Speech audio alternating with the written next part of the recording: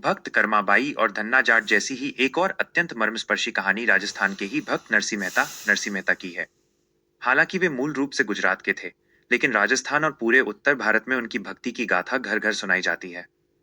ये कहानी दिखाती है कि जब भक्त मुसीबत में होता है तो भगवान कैसे सांवलिया सेठ एक व्यापारी बनकर उसकी मदद करने आते हैं। भक्त नरसिंह मेहता और नानी बाई का मायरा। नरसिंह मेहता भगवान कृष्ण के अनन्य भक्त थे। वे अपना सारा समय भजन कीर्तन में बिताते थे और उनके पास धन के नाम पर कुछ नहीं था। एक बेटी की पुकार।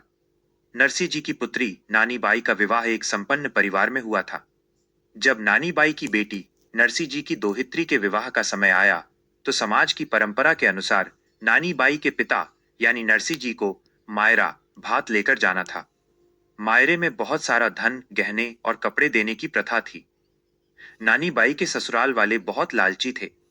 उन्होंने नरसिंह जी का मजाक उड़ाने के लिए एक बहुत लंबी सूची भेज दी कि हमें मायरे में ये कीमती सामान चाहिए। उन्हें पता था कि नरसिंह तो फकीर हैं, वे इतना सामान कहां से लाएंगे। दो नरसिंह की अटूट श्रद्धा। नरसिंह जी के पास न धन था, न गाड़ी। वे एक फटी पुरानी बैलगाड़ी लेकर, जिसमें बैल भी कमजोर थे, हाथ में खड़ताल लिए हरि नाम गाते हुए अपनी बेटी के ससुराल चल दिए।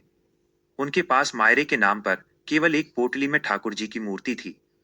जब वे ससुराल पहुंचे तो लोगों ने उनका मजाक उड़ाया। नानी बाई रोने लगी कि पिताजी, मेरी लाज कैसे बचेगी, ससुराल वाले ताने दे रहे हैं। नरसिंह जी ने बस इतना कहा, बेटी चिंता मत कर, मेरा सांवलिया सेठ कृष्ण सब देख लेगा। तीन जब भगवान बने व्यापारी सांवलिया सेठ। जैसे ही मायरा भरने का समय आया, अचानक नगर के बाहर एक भव्य काफिला दिखाई दिया। कीमती घोड़े, ऊंट और गाड़ियां रेशमी कपड़ों और स्वर्ण मुद्राओं से लदी हुई थीं। सबसे आगे एक सुंदर सा सेठ चल रहा था, जिसका नाम था सांवलिया सेठ।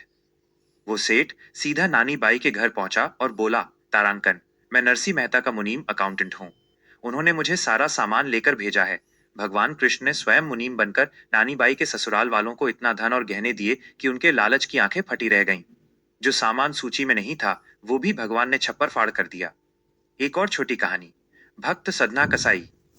ये कहानी सिखाती है कि भगवान के लिए कोई काम छोटा बड़ा नहीं होता, बस भाव सच्चा होना चाहिए। सधना जी मांस बेचने का काम करते थे, अपने पूर्व कर्मों के कारण, लेकिन उनके मन में भगवान के प्रति अगाध प्रेम था।